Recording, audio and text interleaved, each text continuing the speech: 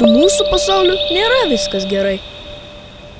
Viskas prasidėjo prieš gerą pusmetį. Su šeima žiūrėjom dokumentinį filmą. Dažniau nei įprasta pasireiškia audros, dažnėjančios ir ilgėja karščio bangos, speigai, plonėjantis ozono sluoksnis. Aplinka tampa vis triukšmingesnė, sukeldama klausos, širdies ir kraujagyslių bei psichikos ligas.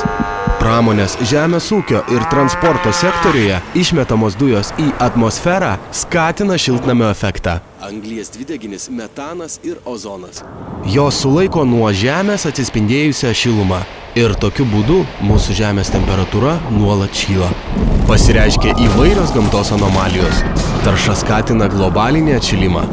Didėjantis vartojimas užteršia žemę, orą ir vandenį. Iškilo pavojus ne tik gamtai, bet ir žmonių sveikatai bei gyvybei.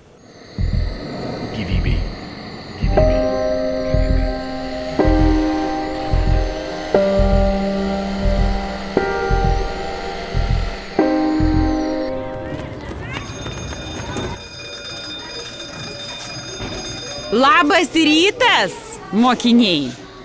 Šiandienos pamoka apie klimato kaitą. Pas mus svečiuojasi daktaras Grinius. Taip. Klimato kaita gali turėti skaudžių pasekmių žmonėms fiziologiniu aspektu. Pavyzdžiui, alerginės ligos. Reikšmingas veiksnys yra orų plintančios augalų žiedadulkės ir grybų sporos. O kas tos grybų sporos? Augustai, tau pastaba. Bet mokytojo. Jokių bet. Tęskite, daktarė Griniau, tęskite. Taigi, sumažėjus ozono sluoksnis ir užterštas oras praleidžia didesnį pavojingų ultravioletinės saulės spindulių kiekį. Šie spinduliai skatina odos senėjimą ir vėžio atsiradimą.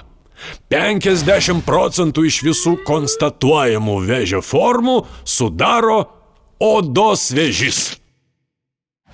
Dėl šylančio klimato Lietuvoje susidaro vis palankesnės sąlygos išgyventi erkėms bei jų organizme persistuojantiems ligų sukėlėjams. Kasmet Lietuvoje užregistruojama 300–600 erkinio encefalito ligos atvejų. Taip pat Erkės platina ir labai sveikatai pavojingą Laimo ligą. Galiu apsaugoti tave ir šeimą. Yra galybė būdų, kaip apsaugoti mūsų žemę ir pačius mus. Dabar kiekvieną kartą pirkdami daiktus pagalvojame, ar tikrai jų reikia. Naudojame daugkartinius maišelius. Su šeima rūšiuojame šiukšles. Daugiau važinėjame dviračių ir vaikštome. Pavasario ir vasaros metu vengiame tiesioginių saulės spindulių. Nuo 10 iki 14 valandos naudojame apsauginį kremą. Dėvime apsauginius akinius nuo saulės. Būdami gamtoje naudojame repelentus, skareles, skrybėles ir tinkamus rūbus. Grįžę iš gamtos apsižiūrime, ar nėra įsisiurbusių erkių. Kad išvengti erkinio encefalito, pasiskiepijame. Pasirodo, draugauti su gamta ne tik naudinga, bet ir smagu. Dabar aš jaučiuosi gerai. Daugiau laiko leidžiame su šeima. Aš Augustas ir čia mano istorija, kaip saugo gamtą ir save.